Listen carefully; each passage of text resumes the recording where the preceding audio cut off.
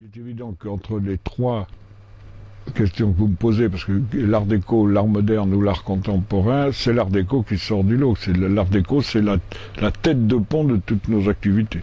Sort du lot parce qu'on a 35 ans de métier d'abord, ensuite par les prix atteints évidemment, et par une clientèle extraordinaire qu'on a formée depuis 30 ans. Je participe, effectivement, vous voulez parler des salons, qui sont incontournables. Le seul vraiment incontournable, c'est la Biennale des Antiquaires au Grand Palais à Paris.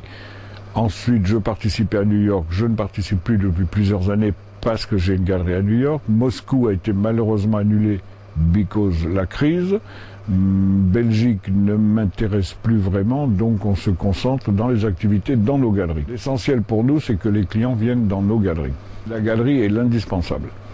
C'est un point de rencontre. Et des vendeurs et des acheteurs. Donc c'est incontournable une galerie, et si on est beaucoup plus dans nos galeries, on fera beaucoup plus d'affaires. On est parmi les premiers à s'être installés dans cette rue, donc si vous voulez, ça a suivi derrière. On est les premiers avec mes amis de l'Arc-en-Ciel. Pour savoir si la crise, si l'art contemporain a amené la crise, non. La crise, elle a été amenée par une crise financière énorme, et comme dans l'art contemporain, il y a eu quelques prix tellement gigantesques que personne n'a compris pourquoi, évidemment c'est ceux-là qui prennent le contre-coup. Mais c'est passager, ça va pas durer, des crises on en a passé, moi depuis que je suis un marchand, ça fait la 3e. Et celle-là est moindre que les autres. Parce qu'on continue quand même à travailler avec des choses plus raisonnables. Les gens prennent le temps, réfléchissent, et on a affaire aux vrais collectionneurs. Les vrais collectionneurs, ils sont beaucoup moins touchés par la crise que les spéculateurs, entre parenthèses. Moi je ne considère pas les choses en tant que placement. Les prix augmentent, tant mieux, mais c'est pas le but. Le but, c'est d'acheter ce qu'on aime. C'est pas de spéculer. Spéculation, elle vient toute seule.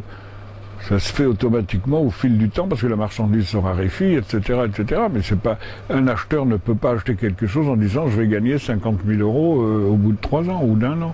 Ça ne tient pas la route. On achète par goût et par plaisir.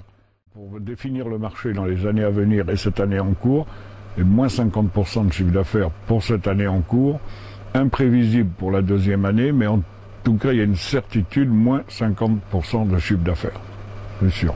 Je suis complètement optimiste, même s'il y a un réajustement des prix dans d'autres spécialités, c'est pas le cas chez nous. Il n'y a pas assez de marchandises et il y a trop de collectionneurs, donc où est le problème?